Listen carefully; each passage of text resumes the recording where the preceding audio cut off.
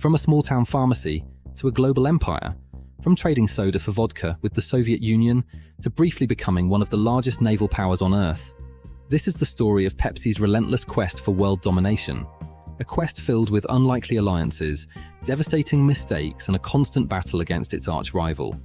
You heard that right, Pepsi, the soda company. For a moment in time, they commanded a fleet of submarines, destroyers, and cruisers. It sounds like a joke, a historical footnote too absurd to be true. But it is true, and it reveals the lengths to which Pepsi would go, the strange deals they would make, in their insatiable thirst to conquer the global market.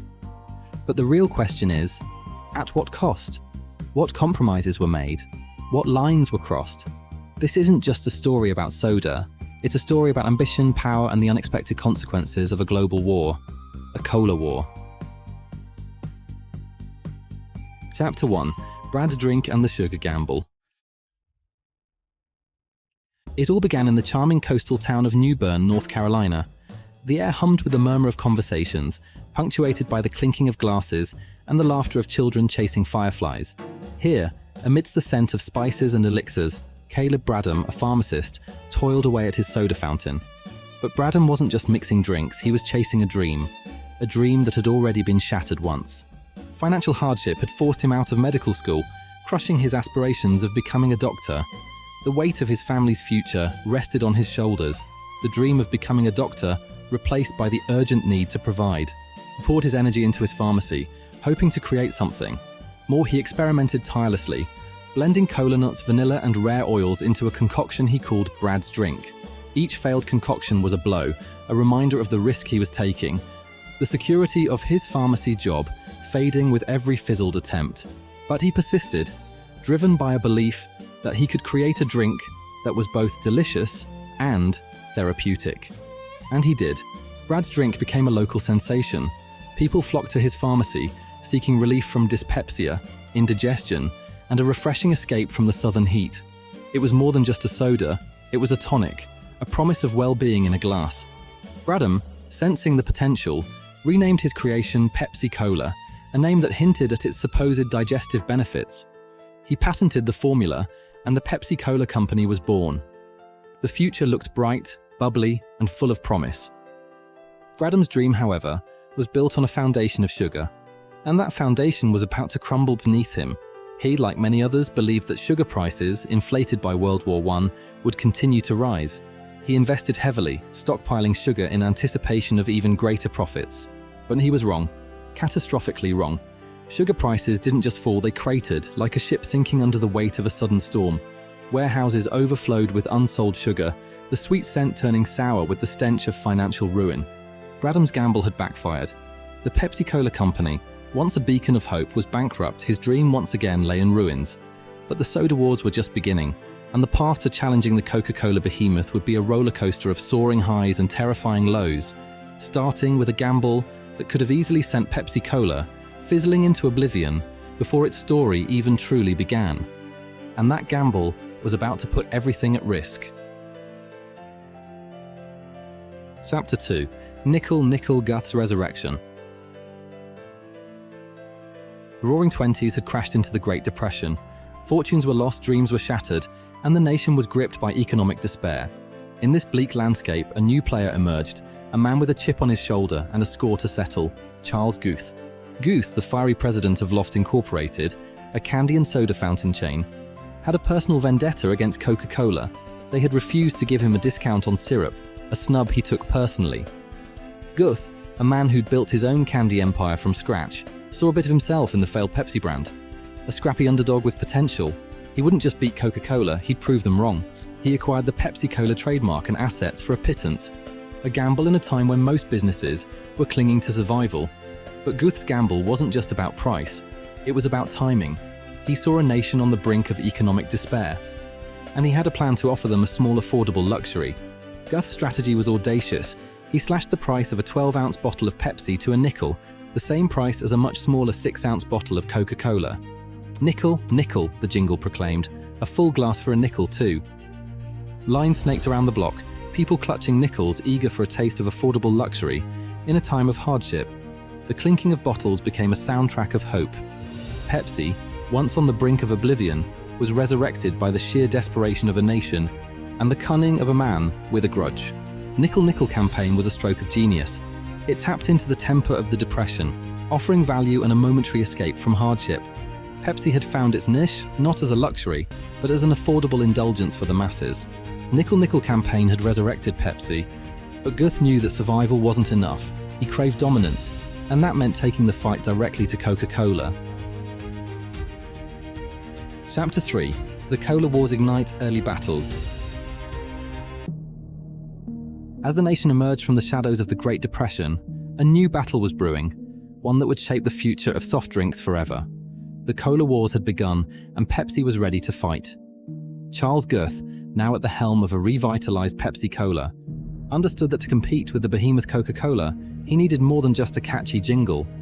He needed a brand identity that resonated with the American public. He needed to make Pepsi more than just a cheap alternative. He needed to make it desirable. Enter the iconic jingle, Pepsi Cola hits the spot. It was catchy, it was fun, and it became a staple of American culture, played on radios across the nation. The jingle was more than just a tune. It was a rallying cry for a generation seeking joy in a post-war world. A simple pleasure in a rapidly changing society. Guth also knew the power of celebrity, the allure of Hollywood. Enter Joan Crawford, a Hollywood star with a fierce reputation, a woman who commanded attention.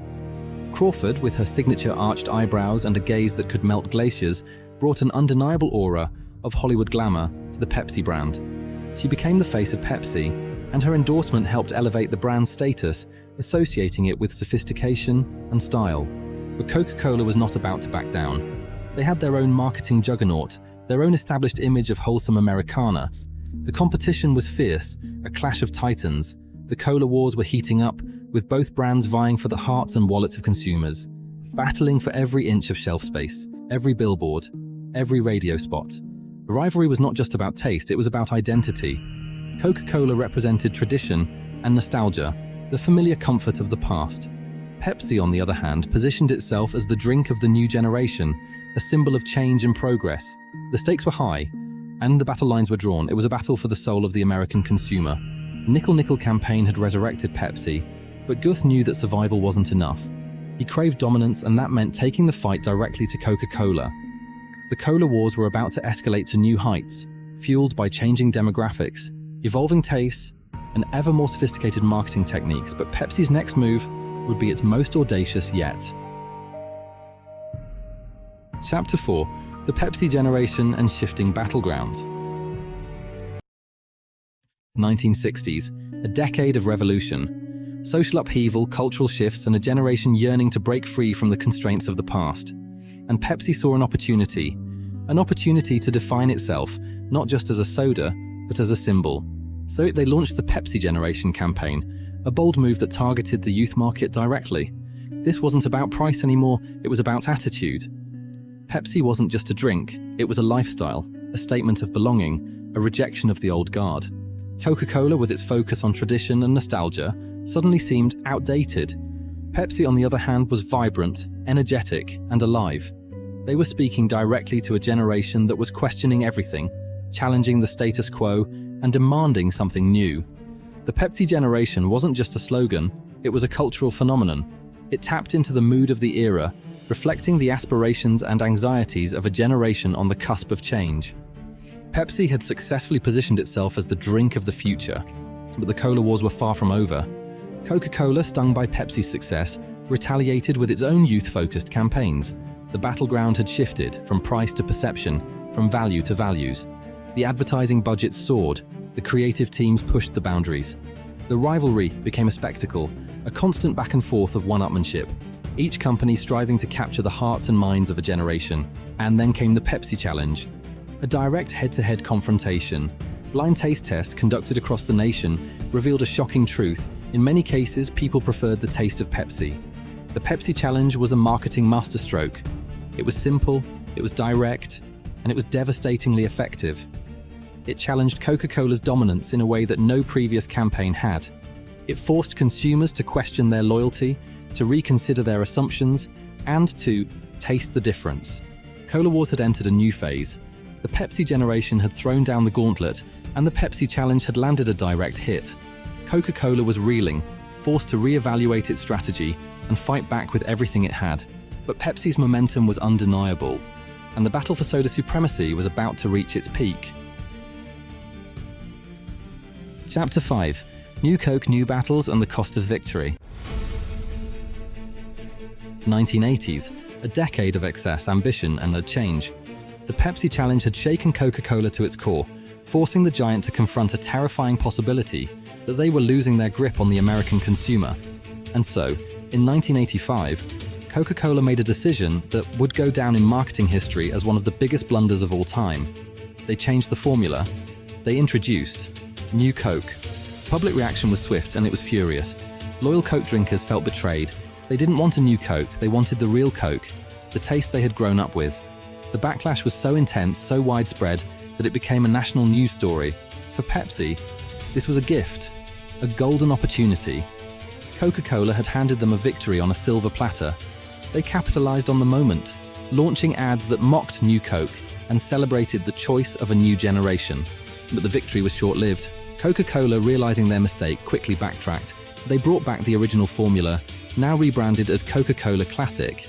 The damage, however, had been done. The New Coke fiasco was a stark reminder of the power of brand loyalty, the emotional connection that consumers have with products. It was a lesson that both Pepsi and Coca-Cola would never forget. Cola wars continued, but the battleground had shifted again. It was no longer just about taste, it was about image, about lifestyle, about global domination. And the costs were rising, exponentially. Pepsi, in its relentless pursuit of market share, launched increasingly ambitious marketing campaigns. One in particular would become legendary and infamous: the Pepsi Stuff campaign, and the prize that would change everything: a Harrier Jet. What started as a seemingly harmless marketing stunt would soon spiral into a bizarre legal battle, a test of corporate responsibility, and a revealing glimpse into the lengths to which Pepsi would go to win. For the Harrier Jet was just the beginning of a new era of challenges, controversies, and questionable decisions. Chapter 6: Global Ambitions, Ethical Dilemmas, and the Number Fever Tragedy. As the 20th century drew to a close, Pepsi's ambitions extended far beyond the borders of the United States. They were on a quest for global domination, seeking to conquer new markets and challenge Coca-Cola's supremacy around the world. One of their most audacious moves was their entry into the Soviet Union, a deal that involved bartering Pepsi for vodka and, in a bizarre twist of history, a fleet of Soviet warships. This deal, while seemingly a coup, highlighted the lengths to which Pepsi would go, the unusual alliances they would forge in their pursuit of growth. But global expansion came with its own set of challenges. Different cultures, different tastes, different ethical standards. And in the Philippines, in 1992, Pepsi's pursuit of market share would lead to a tragedy. The Number Fever campaign was designed to be a simple promotion, bottle caps with numbers, offering cash prizes, but a computer error, a single misprinted number, would unleash chaos. Number 349, intended to be a minor prize, was mistakenly printed on hundreds of thousands of bottle caps.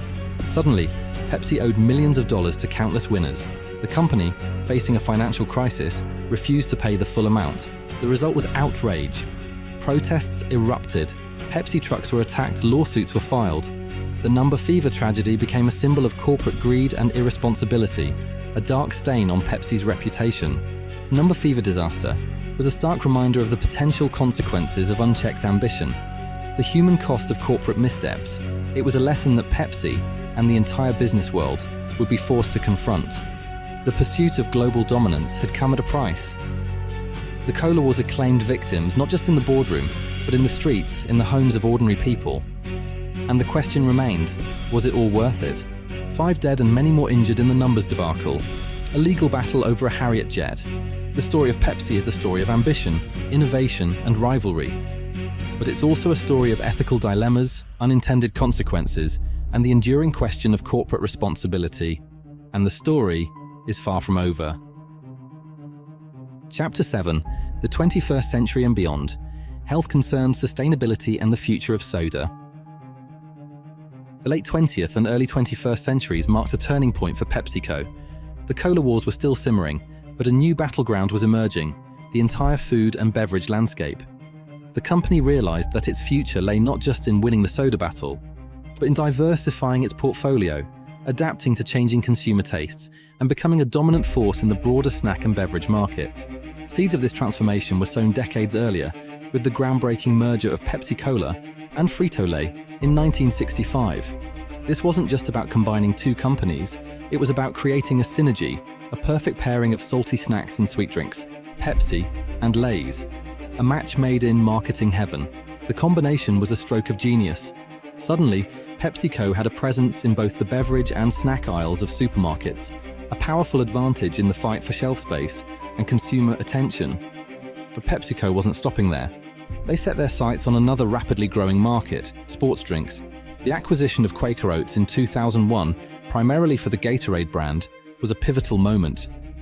Gatorade wasn't just a beverage, it was a performance enhancer, a symbol of athletic achievement, a brand with a loyal following among athletes and active consumers. With Gatorade, PepsiCo gained access to a whole new demographic, a market segment that was increasingly health-conscious and focused on performance. It was a strategic move that broadened their reach and diversified their revenue streams.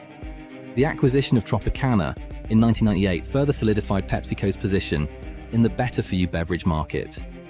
Orange juice, a breakfast staple, and a source of vitamins, was a far cry from sugary sodas. It was another step in PepsiCo's evolution, a recognition that consumer preferences were changing. By the early 21st century, PepsiCo had transformed itself from a soda company into a food and beverage conglomerate, a global powerhouse with a portfolio that spanned a wide range of categories. They had adapted to the changing times, diversifying their offerings, and catering to a broader spectrum of consumer needs and desires. But diversification wasn't a magic bullet. The challenges of the 21st century were mounting. Health concerns about sugar consumption were growing, putting pressure on the soda industry.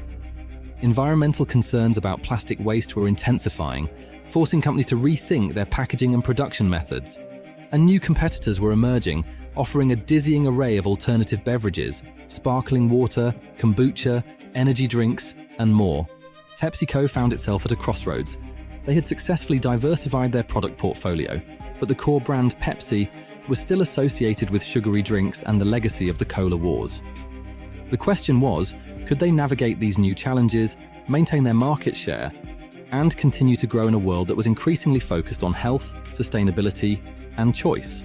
PepsiCo had successfully transformed itself into a company that catered to a wide range of consumer needs and desires, far beyond the realm of just cola. But this diversification was not just about growth, it was about survival in a world that was rapidly changing its tastes. The future, however, remained uncertain, the challenges were real, and the battle for the beverage market was far from over. Chapter 9. The Harrier Jet Marketing Gone Mad. 1990s, a decade of bold moves, big risks, and the questionable marketing decisions. The cola wars were still raging, but Pepsi, ever the challenger, was looking for a new way to break through. They needed something big, something bold, something completely over the top. Enter Pepsi Stuff. The premise was simple. Collect points from Pepsi products, redeem them for merchandise, t-shirts, hats, jackets, the usual stuff. But then, they went there. A Harrier jump jet, 7 million Pepsi points. It was clearly a joke, a throwaway gag in a commercial. Filled with over-the-top prizes, right? Wrong. Enter John Leonard, a 21-year-old business student with a keen eye for loopholes and a healthy dose of ambition.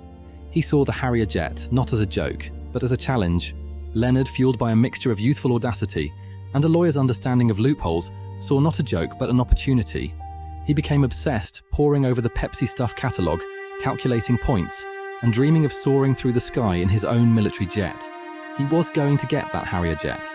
The rules of the Pepsi Stuff promotion allowed customers to buy Pepsi points for 10 cents each.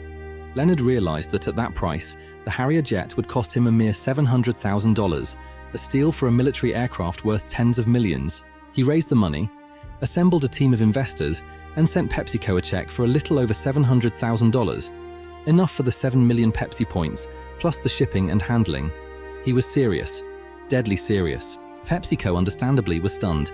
They had never intended to actually give away a Harrier Jet. It was a joke, a marketing ploy, a way to generate buzz. They refused to honor Leonard's request, claiming the commercial was clearly humorous and not a legitimate offer. And so, the battle began. Leonard, undeterred, sued PepsiCo. The case, Leonard vs. PepsiCo Inc., became a media sensation, a David versus Goliath battle between a determined young man and a corporate giant. Legal arguments centered on whether the Pepsi Stuff commercial constituted a legally binding offer. Was it a joke, as PepsiCo claimed, or a legitimate promise? The case raised fundamental questions about the nature of advertising, the responsibility of corporations, and the power of consumer expectations. The court ultimately sided with PepsiCo, ruling that the commercial was clearly a joke and that no reasonable person would have believed that the company was actually offering a Harrier Jet. Leonard lost. He didn't get his Harrier Jet. But the case became a legendary example of marketing gone wrong, a cautionary tale about the potential consequences of pushing the boundaries of advertising too far. The Harrier Jet controversy was a PR nightmare for PepsiCo, a self-inflicted wound in the ongoing cola wars. It was a reminder that even the most carefully crafted marketing campaigns can backfire, sometimes in the most unexpected and absurd ways. And it was a testament to the power of one determined individual to challenge a corporate giant even if he didn't win. The 1990s had been a decade of bold moves and big risks for Pepsi. The Pepsi Stuff campaign and the Harrier Jet controversy were a perfect example of that. But as the decade drew to a close, PepsiCo would face even bigger challenges that would force them to rethink their entire business model. Chapter 11. Whispers in the Aisles, the New Battleground. For decades, the cola wars had been a public spectacle. Taste tests, celebrity endorsements, multi-million-dollar ad campaigns, a battle for market share fought in plain sight. But in 2025, a new kind of conflict emerged, a war waged not on billboards and television screens, but in the hushed conversations of supermarket aisles and the rapid-fire exchanges of social media. It started as a whisper, a rumor circulating within Latino communities, particularly in Mexico and the United States. The claim, Coca-Cola, the iconic American brand, had betrayed its own workers, that they had fired Latino employees and, even more shockingly, reported them to immigration authorities. Isabel grew up drinking Coca-Cola. It was a staple at family gatherings, a symbol of celebration and togetherness. My abuela always had a bottle of Coke on the table, she remembers, her voice tinged with nostalgia. It was part of our family. For now, Isabel couldn't look at the familiar red and white logo without feeling a pang of betrayal. The rumors, though unverified, had struck a nerve. They tapped into deep-seated anxieties about immigration, corporate exploitation, and the vulnerability of marginalized communities. Did Coca-Cola sell out its hard-working Latin neighbors to gain favor with the Trump administration? Coca-Cola vehemently denied the allegations. They issued statements, launched PR campaigns, and emphasized their commitment to diversity and inclusion. But in the age of social media, facts often mattered less than perception. The damage was done. The hashtag boycott Coke spread like wildfire. Families who had been loyal Coca-Cola drinkers for generations switched their allegiance, and many of them turned to Pepsi. It wasn't a decision Isabel made lightly. It's not about the taste, she explains. It's about standing up for what's right. It's about sending a message. So while PepsiCo remained officially silent on the controversy, the company quietly benefited from the backlash against its rival. It was an unexpected and perhaps ethically uncomfortable victory. A win not earned through marketing or innovation, but through the misfortune of their competitor and the power of a rumor. The whispers in the aisles had become a roar. The new battleground of the cola wars was not about taste, but about trust. And in this new era, even the most iconic brands were vulnerable to the unpredictable forces of social media, misinformation, and the ever-shifting tides of public opinion. The question was no longer just which cola tasted better, but which company people believed. Chapter 12, Pepsi's Legacy and Future. Beyond the fizz, a generation's choice. Pepsi. For over a century, it's been more than just a drink. It's been a symbol of youth, of rebellion, of choice. From the nickel days of the Great Depression to the Pepsi generation challenging the establishment, Pepsi has always positioned itself as the alternative, the underdog, the voice of a new generation. But what happens when the generation itself changes? Meet the new generation. They're digital natives raised on social media, bombarded with information and acutely aware of the challenges facing the world. They're skeptical of corporations, passionate about social justice, and demanding transparency and accountability. They're not just buying products, they're buying values. David grew up seeing the devastating effects of plastic pollution firsthand. Every time I go to the beach, he says, his voice filled with a mixture of anger and sadness. I see mountains of plastic waste, and a lot of it is Pepsi bottles. For David, and many like him, the environmental impact of the beverage industry is not an abstract concept, it's a personal reality. PepsiCo is not oblivious to these concerns. The company has invested heavily in sustainability initiatives, pledging to reduce plastic use, conserve water, and promote recycling. They've launched new product lines, focusing on healthier options, lower sugar content, and plant-based ingredients. They're trying to adapt, to evolve to meet the demands of a new generation. But is it enough? Can a company built on selling sugary drinks in plastic bottles truly transform itself into a force for good? Can it overcome the legacy of the past, the controversies, the environmental damage, the health concerns? Can it win the trust of a generation that is inherently skeptical of corporate power? Even Isabel, who switched to Pepsi after the Coca-Cola boycott, finds herself wrestling with these questions. It's not just about choosing a drink anymore, she says, her voice thoughtful. It's about choosing a future. What kind of world do we want to live in? What kind of companies do we want to support? New generation is not just consuming, they're questioning.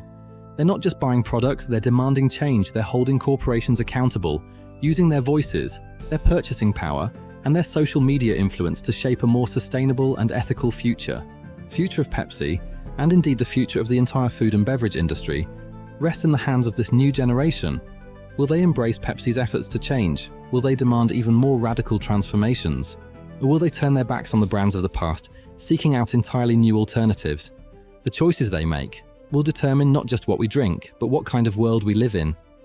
And the biggest question of all remains unanswered. Will they choose Pepsi? If you've made it this far, first of all, thanks. And second, please leave a 100 in the comments. Also, if you like this video, please hit the like button. And if this is the sort of video you want more of, please hit the subscribe button and the bell. It helps with the YouTube algorithm, which in turn allows us to create more content like this and better content as the channel grows.